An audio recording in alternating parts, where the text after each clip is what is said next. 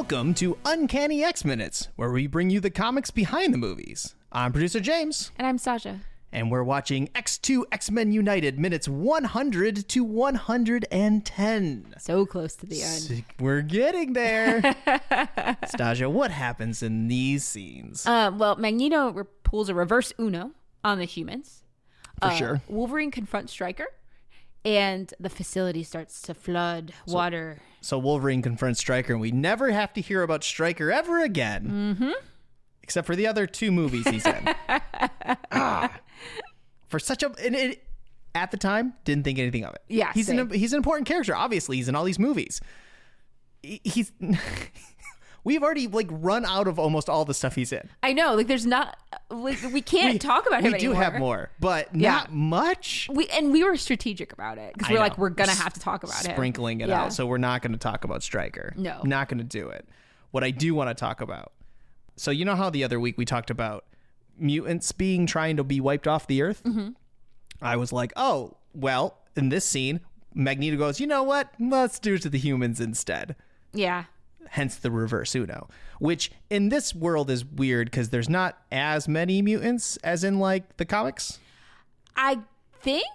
I guess there are. There's a lot in the Cerebro. Right. They're just not superheroes. Right. The mutants, I feel like in the movie, mutants that exist are more kind of just everyday people. Yeah. We were kind of talking about My Hero Academia, the anime. Yeah. And it feels like the quirks, that kind of thing. Yeah. It's more similar to that, where it's most people are not superheroes. They have these powers, and only a certain select group becomes superheroes. I forget his name, but there is a new character in the X-Men comics who is a mutant, and his mutant ability is to turn a small amount of matter into chocolate.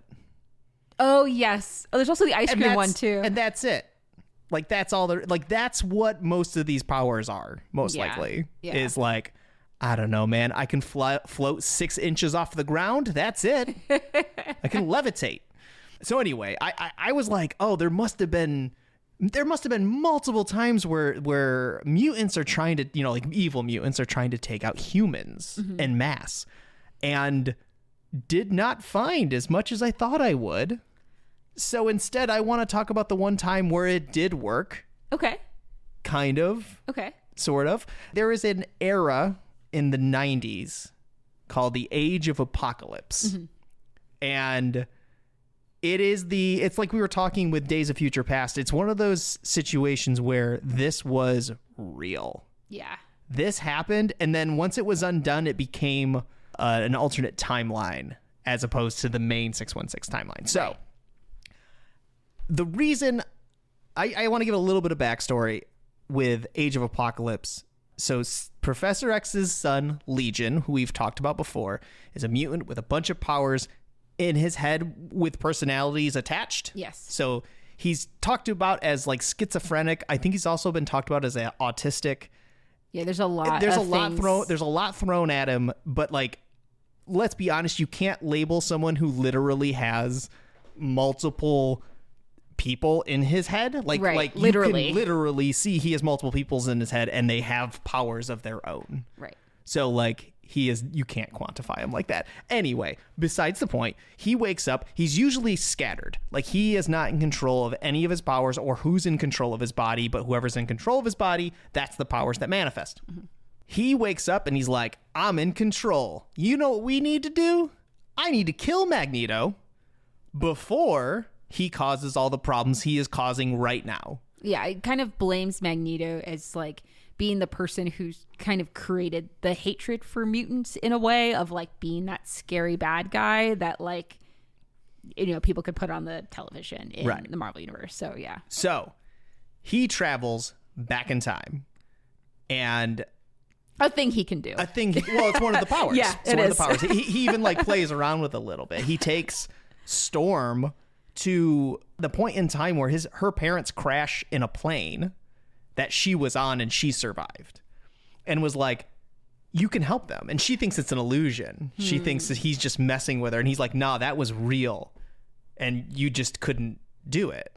I'm gonna do it. And so he comes in time.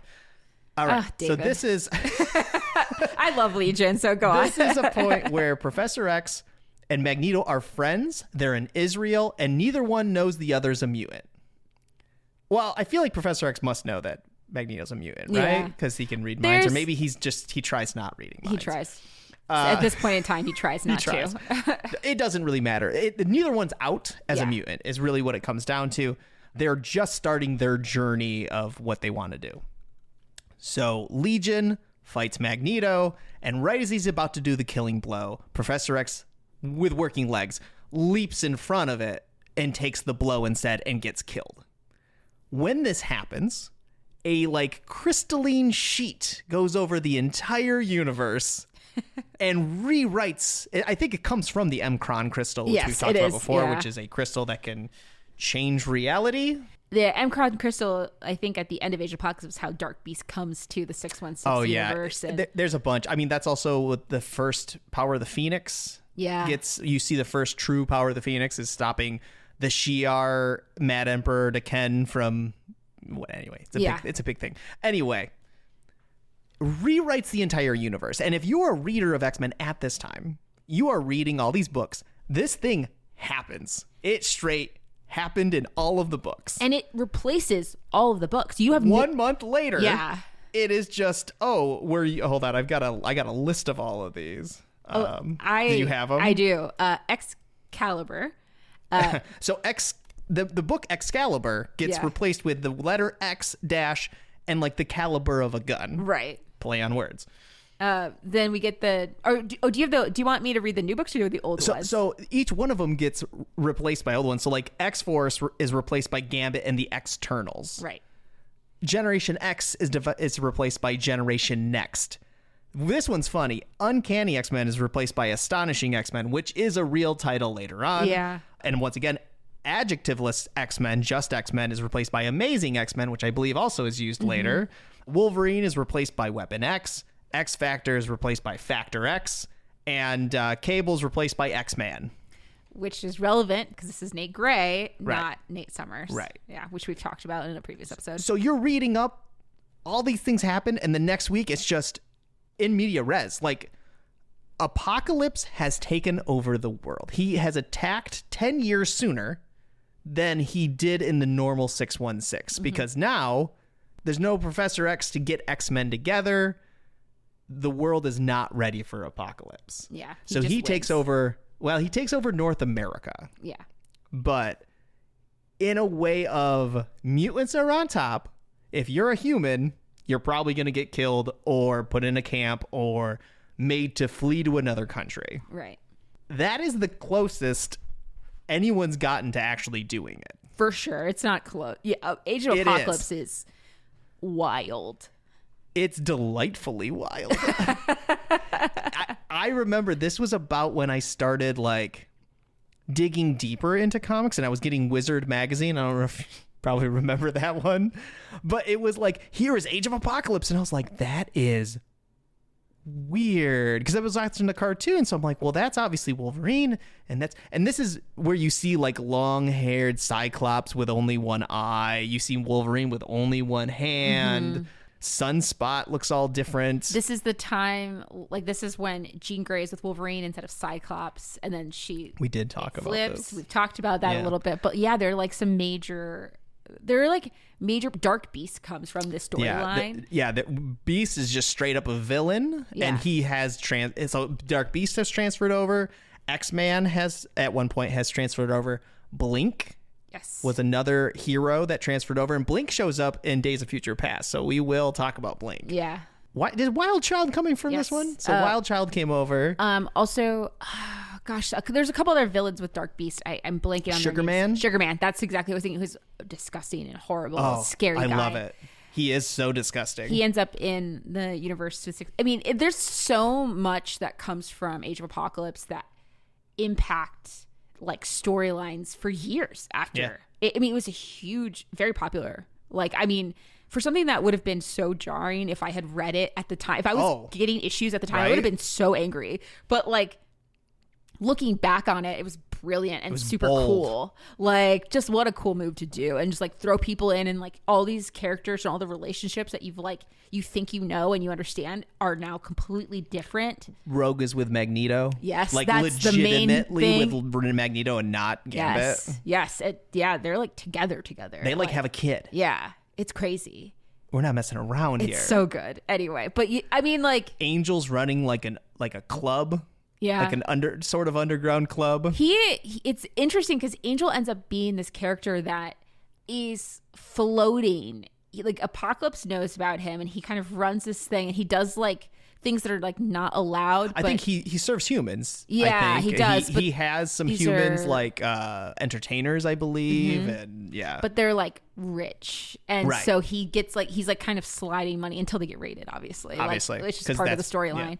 Yeah. It's I think it was really smart because, like, you know, people who are reading these comics are humans. And so, like, it's the first time, maybe not the first time, but I feel like the time that it really impacted me as, like, if you were in this world in the X-Men universe, like, you would be one of the people who'd be running and hiding from Apocalypse. And it's just super compelling. It's easier now in the Marvel Unlimited age where you can actually read the entire Age of Apocalypse in order. Yeah. Each one of the stories is doing its own thing. They feel part of the bigger plot that's going on, but at the same time, I mean, I guess it's like normal X-Men.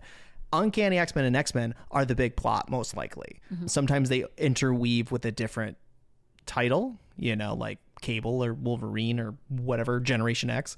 This one it's very similar, where it's like those are the big ones, but the other stories feel just as big. They're all doing their own thing, but it's all servicing towards what they're trying to do. Right. Which is Bishop. Yeah. Bishop, when this all happened, was the only one not affected by this wave because he was a man out of time, which is awesome. I love that. Because you got to figure, even Cable's a man out of time, but he was born because, you know, Cyclops and Madeline Pryor got together. Right. And they're not going to get together if Cyclops didn't get recruited by Professor X. So he is out of it. But Bishop is so far in the future and so like out of his timeline already, he's just unaffected. So he shows up. I believe he doesn't even have his memories, or he does have his. He doesn't have them, and he has to piece them together over Age of Apocalypse. Yeah. And because it scrambles because it's so jarring. Wasn't it psychics and precogs are sort of outlawed in the Age of Apocalypse? As we come to talk about, also in Krakoa for a little bit. Well, not psychics, only precogs. Yes. Precogs are too, though.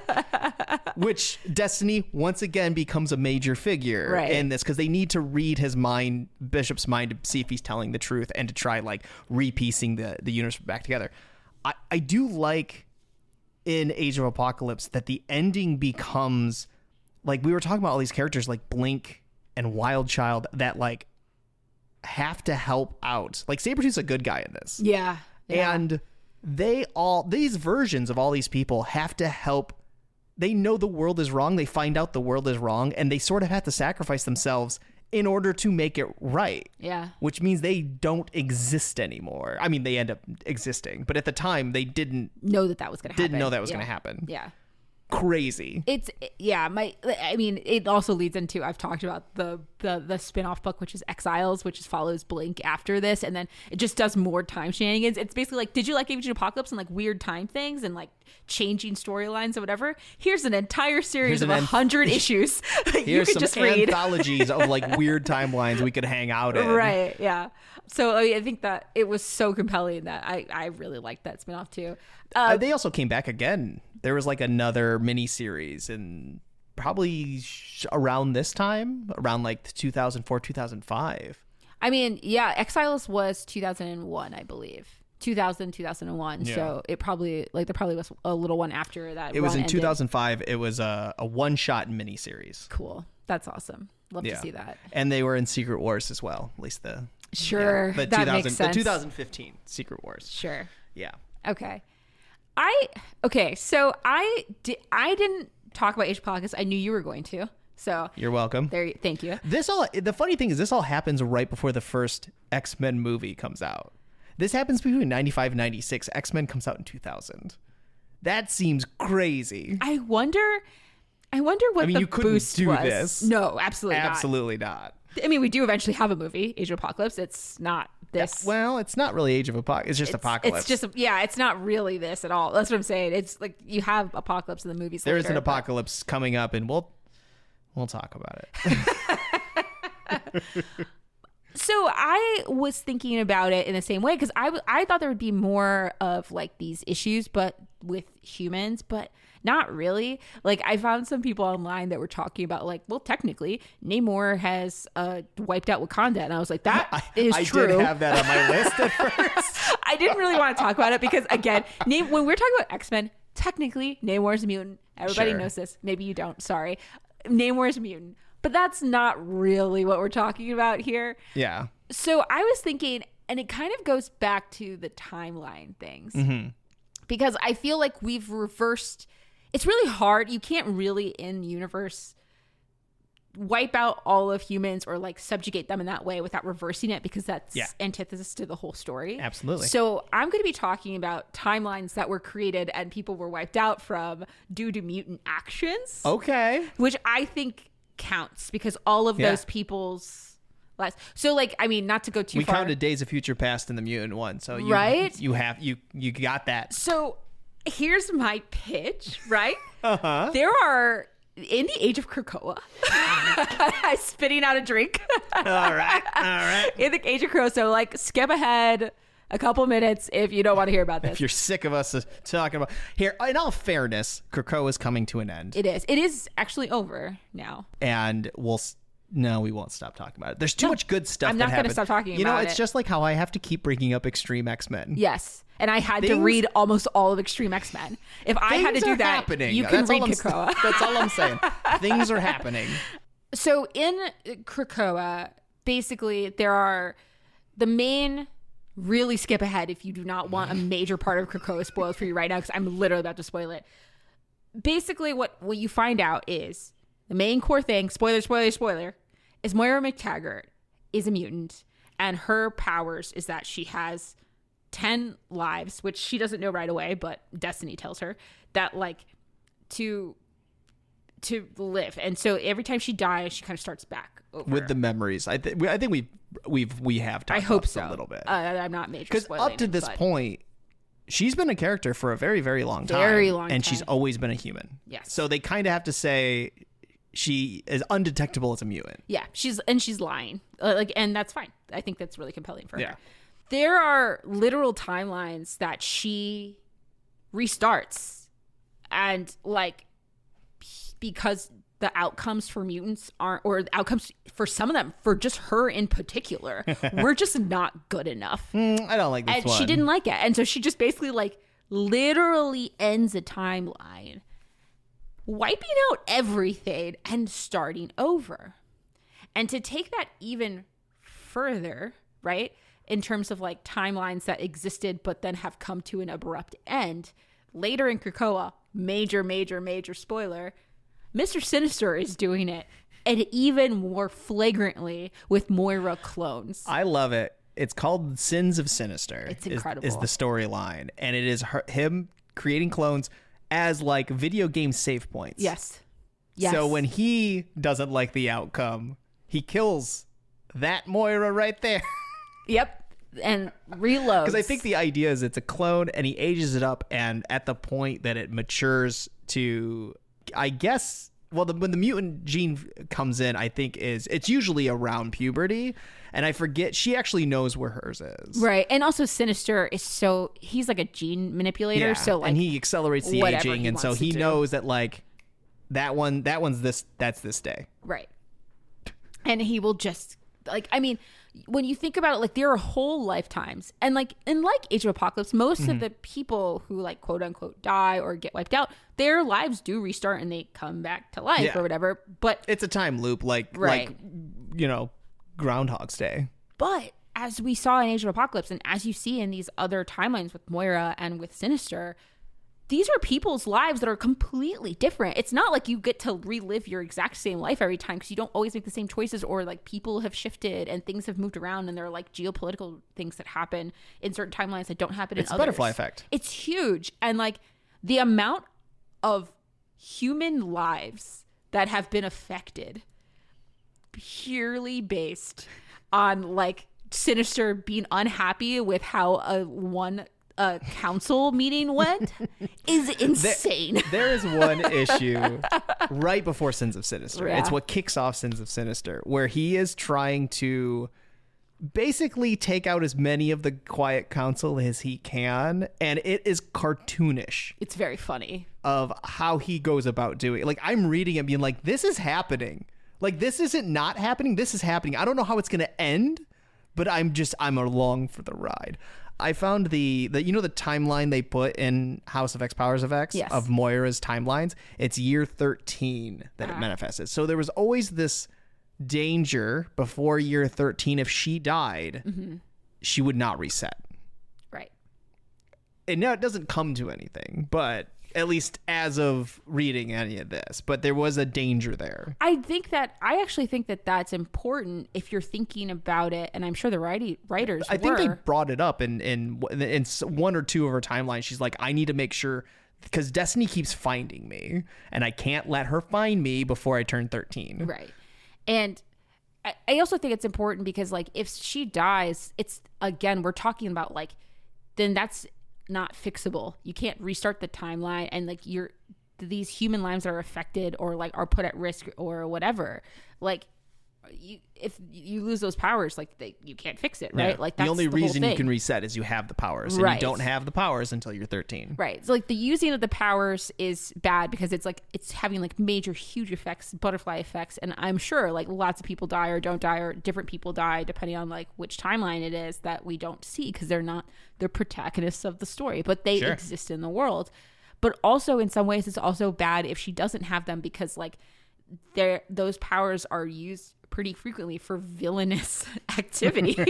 So like you do need to be able to reset sometimes, like in Age of Apocalypse, where it's like this went so badly. The other option is still like, it's a trolley problem of like, okay, there's going to be other people that are affected by it, but this just went too badly. Yeah. And it ends up being her 10th life is like what the current 616 timeline is, right? Yes. Yeah. Okay. Yeah.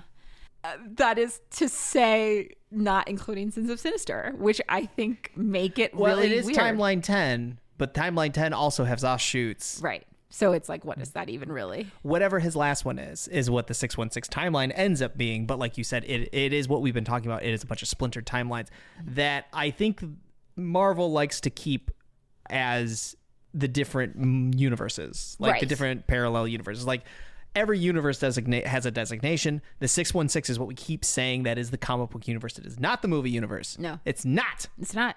Don't tell me Marvels. Was it Marvels? No. No, it was before that. Strange, Multiverse of Madness. I'm looking at you. Yeah, that was... You are not the 616. You're the 199999. I don't care what Kevin Feige says. He's wrong. No, he's wrong. He can't just take things that aren't his and say they're his. He wants to make the X-Men 97 characters canon in the 616. He can't do it. No. You can... I mean, that's the whole point of having multiple timelines. It's all canon. It's fine. Just like, whatever. My headcanon is they're wrong. In no, they universe. are wrong. They just named it wrong. It stinks, though, because if you look it up on Google, it says it's the movie universe, and it's wrong. I hate that. Brutal. Anyway, I don't care. So, you learned it here first, folks. The 616 is the comic book universe. It always will be. Yeah. It always has been. Anyway. So, yeah, Gosh, we are only talking about... we already got through all this time. I had a whole page about Nightcrawler. We're probably not going to get to him. But you know what? Nightcrawler comes back. He does. Well, I'll hold all my notes. In other movies, somehow, and no one remembers he exists. But like... What? Yeah. But like, for me, I just feel Talking about fractured timeline. I know. When looking up information about these movies, it is funny because there is a revised timeline. Yeah. Because after Days of Future Past, there's a revised timeline, which is why Nightcrawler shows up later. I have never truly really reviewed that. Like, I have watched all of those movies, but I have never really put in the work to understand the movie timelines because to me, it doesn't. Well, it's whatever. In all fairness, when they hit Days of Future Past, they do a Moira and they just reset everything and just don't care anymore. Fair. But wasn't there like issues after that though? I mean, if you pay attention, yeah. Okay. Good to know. Like Angel is somehow like 20 in the next movie, but then he's also somehow in the 80s in Apocalypse. Odd. Anyway. Emma Frost shows up twice for reasons at 2 different ages at 2 different times. It's fine. Slow slip my drink. Yeah. I also want to think about I'll poke at him every once in a while. Poke at him. I also kind of thinking about for somebody, I expected to find more Magneto.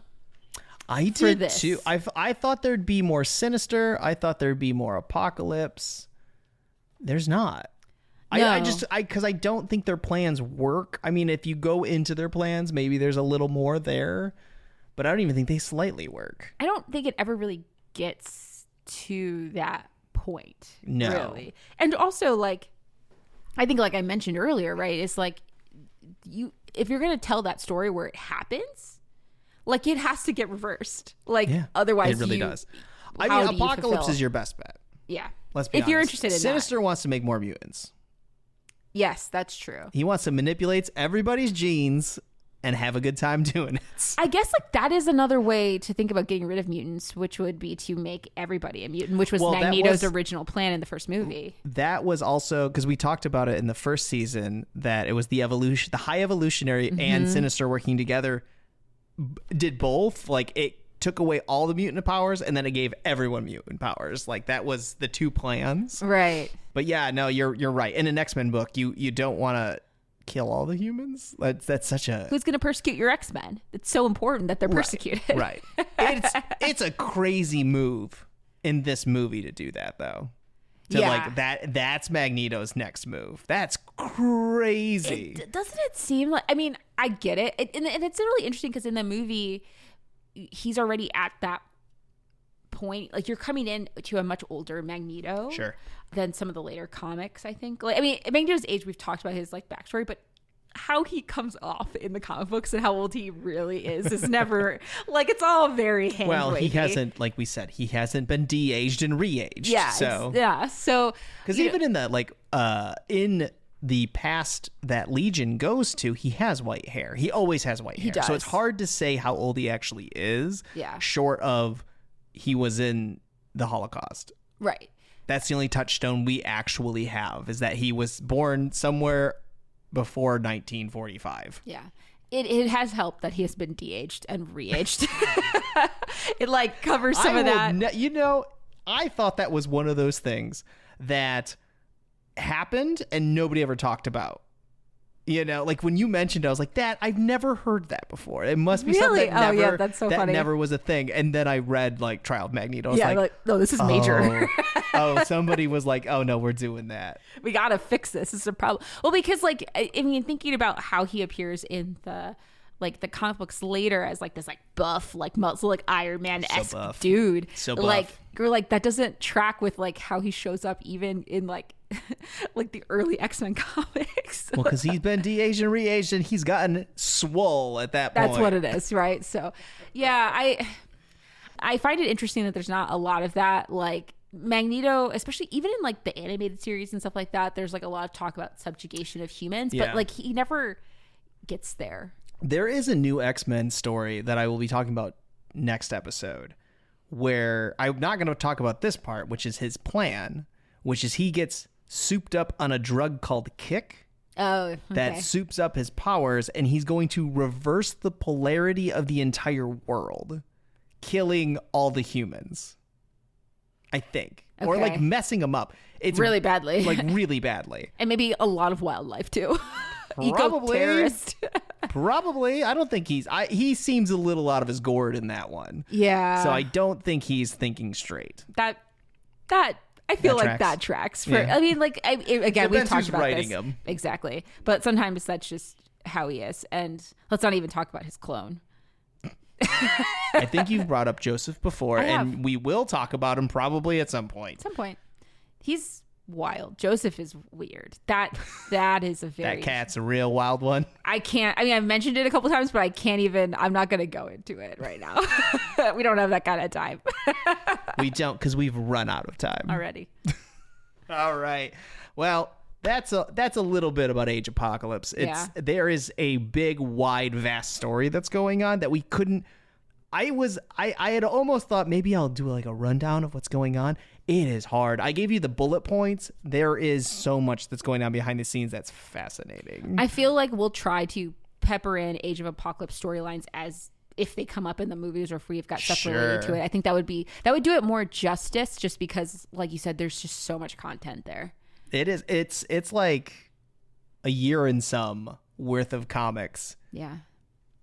That just paused, told this story, and then went back to normal. Right. And so you have all these like huge continuities and deep dives, and like they do, like we mentioned, have things that happen, people that move over, but like, they're not acting like it's a movie where they're like, we need, like what I said, like, oh, we need to get this back to normal. It's not like House of M. Right. Where everything got rewritten and within 6 issues we're back to normal. No. We're not doing that. No. Everyone has a life that is fully fleshed out and real, and we need to live in that life for a minute before anything can actually happen. Yeah. So there's like it's an adventure. Its own continuity, and like, but because it actually happened, it's still relevant to the people who lived through it.